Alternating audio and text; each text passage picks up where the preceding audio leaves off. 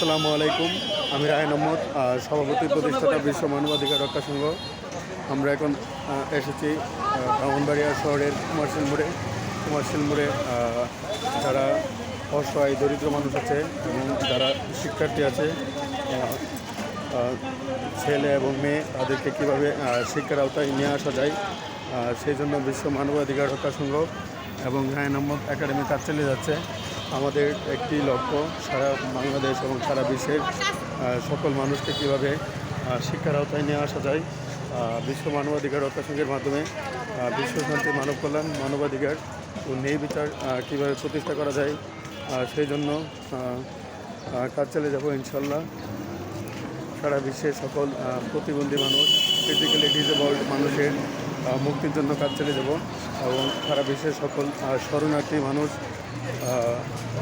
যারা মায়ানমার হতে বাংলাদেশে এসেছে এবং America, Britain, Russia, Syria, Germany, Azerbaijan, Armenia, Iran, India, Nepal, Sri Lanka, Bhutan, তো যারা শরণার্থী আছে তাদের যে মৌলিক অধিকার, বেসিক হিউম্যান রিটস এগুলো কীভাবে এনশিওর করা যায়, সেই জন্য বিশ্ব মানবাধিকার রক্ষা সংঘ এবং রায়হান আহমদ একাডেমি কাজ চালিয়ে যাবে।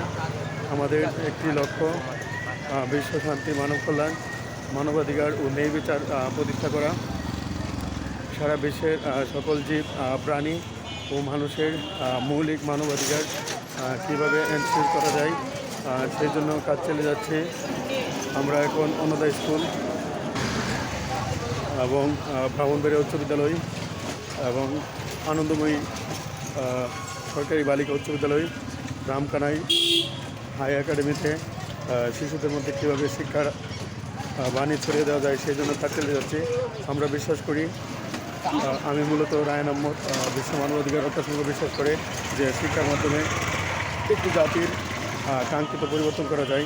শিক্ষার মাধ্যমে বাংলাদেশের এবং বিশ্বের কাঙ্ক্ষিত পরিবর্তন করা যাবে।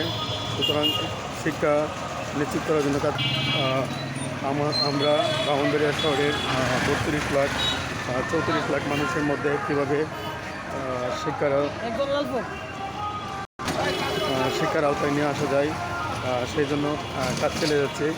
আমাদের একটি লক্ষ্য সারা বিশ্বের সকল যে প্রাণী ও মানুষের মুক্তির জন্য কাজ চালিয়ে দেব এবং আমরা বিশ্বাস করি সারা বিশ্বের সকল দেশের জলবায়ু পরিবর্তন এবং সারা বিশ্বের সকল মানুষকে পরিবেশ দূষণ সম্পর্কে সচেতনতা সৃষ্টি করার জন্য বিশ্ব মানবাধিকার রক্ষা সংঘ এবং রায়হান আহমদ একাডেমি কাজ চালিয়ে যাচ্ছে। বিশ্ব শান্তি, মানব কল্যাণ, মানবাধিকার ও ন্যায় বিচার প্রতিষ্ঠা করাই আমার জীবনের লক্ষ্য। সারা বিশ্বের সকল জীব, প্রাণী ও মানুষের মুক্তির জন্য কাজ চালিয়ে যাব ইনশাল্লাহ। বিশ্বের সকল শিশুর শিক্ষা নিশ্চিত করাই আমার জীবনের লক্ষ্য।